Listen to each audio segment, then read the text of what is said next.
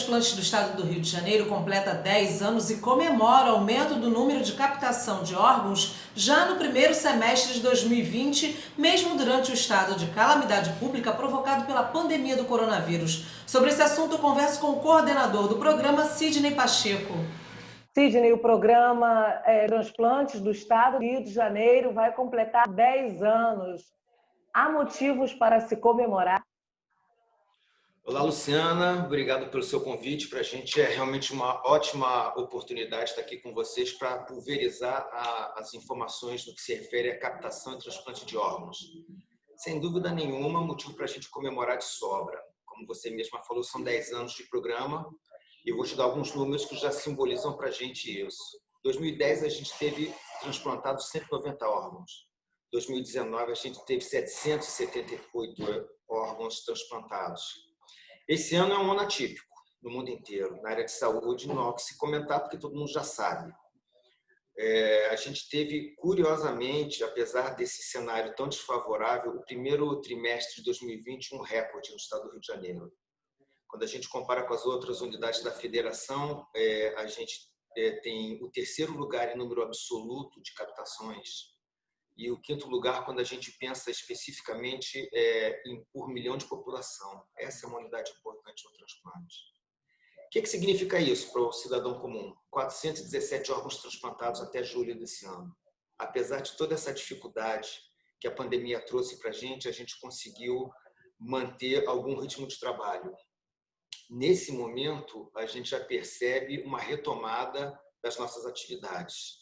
O pior momento da pandemia já passou, a gente ainda continua com uma série de cuidados, e esses cuidados são fundamentais para a segurança do processo, mas a gente já consegue perceber um aumento das nossas captações e transplantes.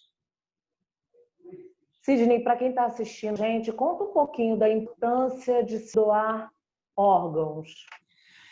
É fundamental, Luciana. Você imagina um cidadão dependente de uma máquina de hemodiálise 3 vezes por semana, algumas horas, de 2 em 2 dias.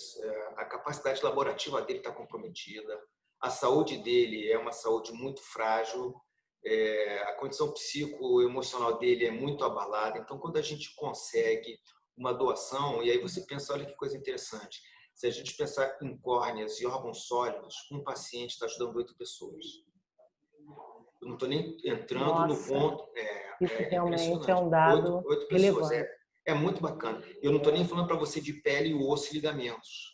Quando a gente coloca também na fórmula pele, osso e ligamentos, a gente, com uma doação, a gente consegue ajudar dezenas de pessoas.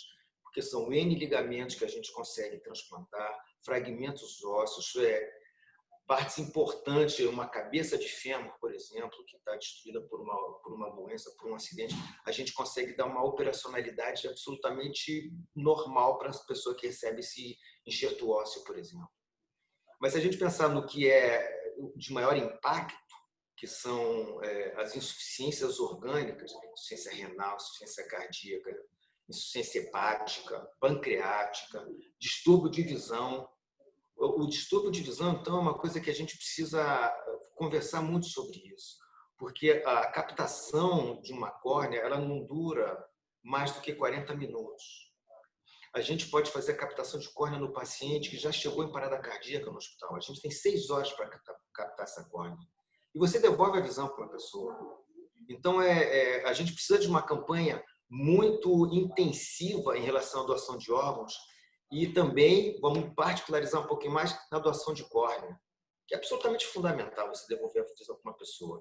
Para você ter uma ideia, nesse momento de pandemia, a gente, por condições sanitárias, o Sistema Nacional de Transplante fez uma determinação de que não captássemos pacientes de coração parado, porque a gente não teria a segurança naquele primeiro momento de garantir absoluta saúde para esse processo de transplante. Porque o transplante ele tem um preceito básico, que é o número 1. Eu tenho que promover uma melhora para o paciente sem trazer qualquer tipo de risco associado.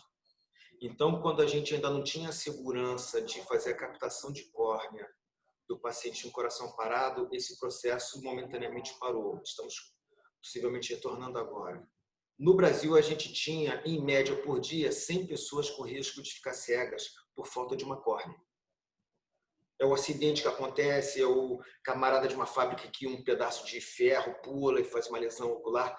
Então, isso é gravíssimo. Se a gente consegue, de uma maneira, incentivar as pessoas a doarem a córnea, minimamente a córnea, se a pessoa não quer fazer a doação dos órgãos sólidos, a gente já melhora a vida de muitas pessoas.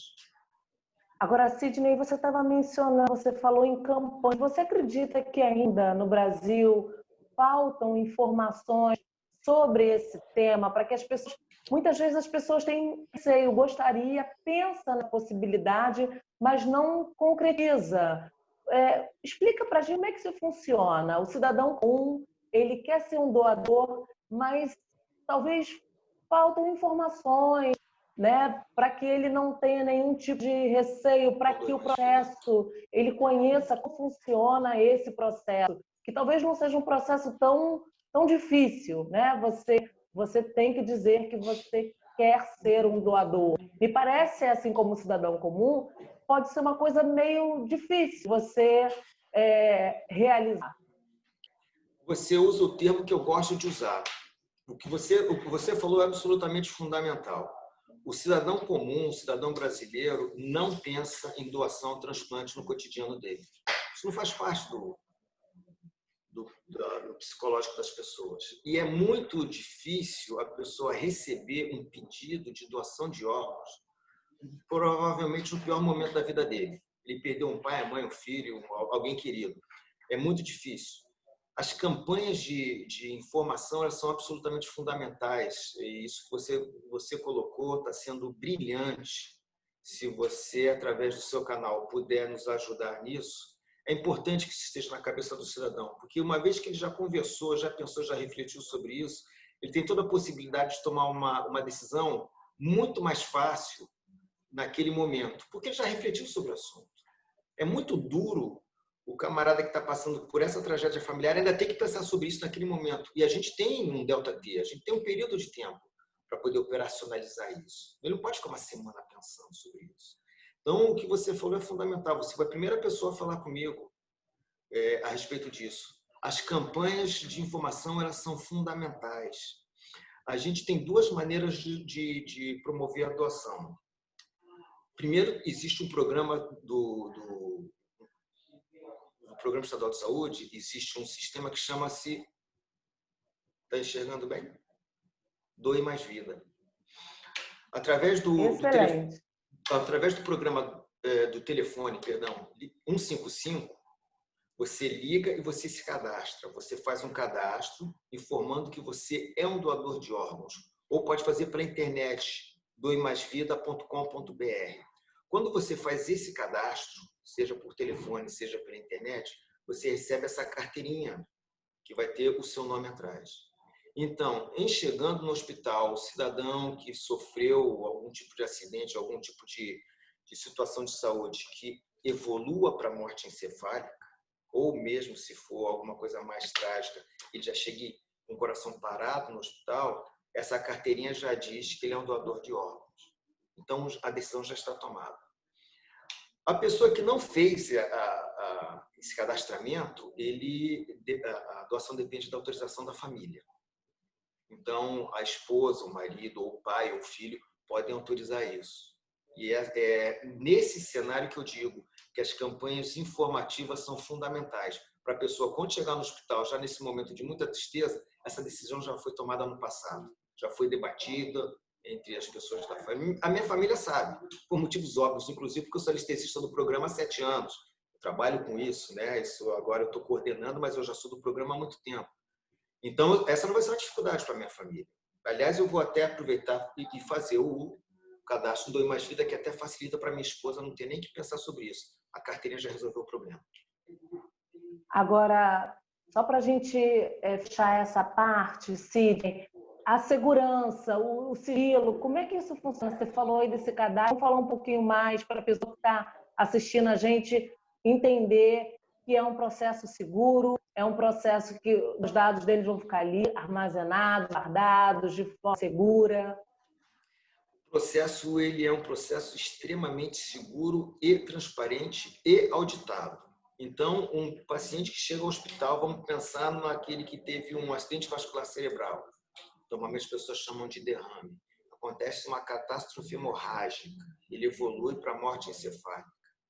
A partir do momento que é detectado o não funcionamento encefálico, ou a morte encefálica, é então aberto um protocolo de morte encefálica. Ele é avaliado por 2 outros médicos, intervalos de tempos regulares.